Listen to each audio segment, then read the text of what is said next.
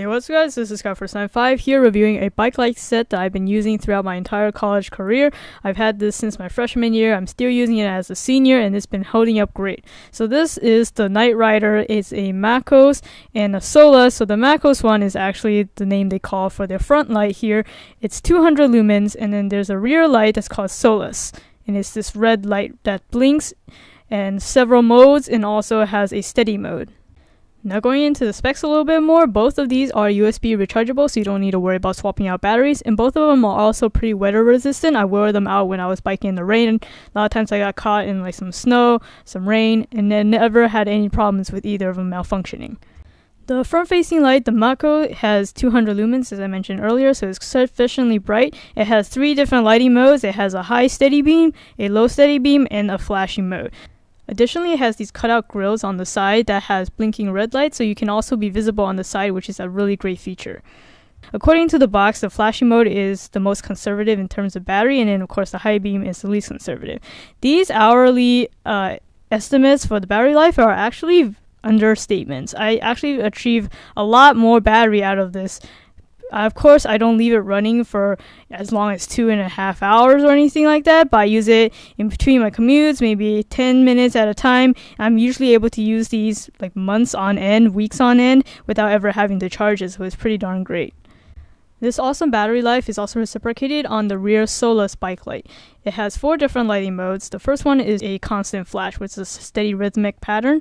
The second one is a semi-flash and pulsing mode, so it's a little bit different. It's not a constant flash. And then the third one is a high red beam, and then the last one is a low steady beam. So I usually use the low steady beam or the flashing one because that's just for more visibility. It's not obviously meant to light my way, unlike the front facing light.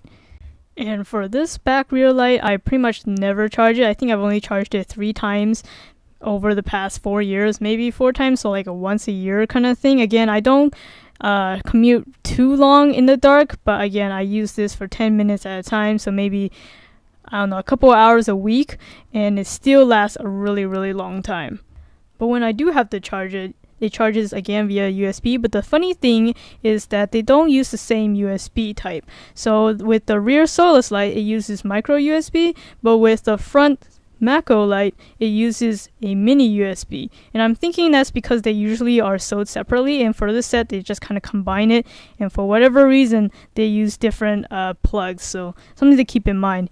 And the funny thing is, out of the box, it comes with actually 2 micro USB, so I was actually out of a mini USB to charge the front light. So luckily, I'm a product reviewer and I review a bunch of technology products, so I did have other mini USB cables lying around, but I just thought that's pretty interesting that they didn't actually include the cables you needed to charge both of them.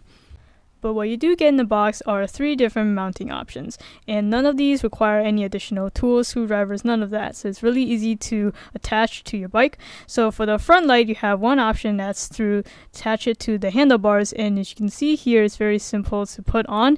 It has a inner rubber lining so it won't scratch your handlebar, and the screw-in design makes it easy to adjust to all sorts of sizes of handlebars. And once that it is securely mounted on your handlebar, the front light is able to just slide in place, and when you hear that click, it is secure.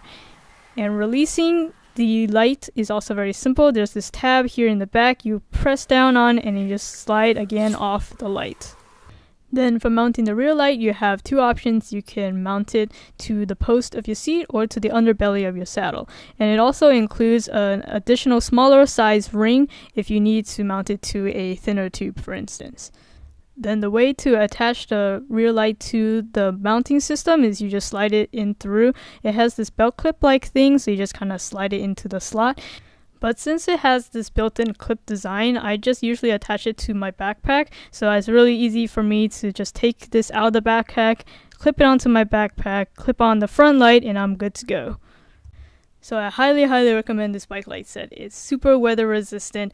It has a super long battery life, and it charges via USB, so it's rechargeable. You got so many different bike lighting modes, and you are covered both in the front, the rear, and even the side with the side grills, and it's at a great price. I think I bought this in-store, a bike store, for around $40, but now you can get it on Amazon for real cheap. So I'll definitely put the link in the description so you guys can get it. Thank you for watching this video. If you found it helpful, please give it a like, it'd be greatly appreciated, and make sure to subscribe to my channel Skyforce95 if you haven't already to get more content like this. Or if you're watching this on Amazon, head over to my channel URL right here, or just search it up on YouTube Skyforce95. There you'll see a bunch of my product reviews and unboxings. Feel free to browse, or if you want to search for something specific, just hit that search field. That'll do it for this video. This is Skyforce95. Thanks for watching.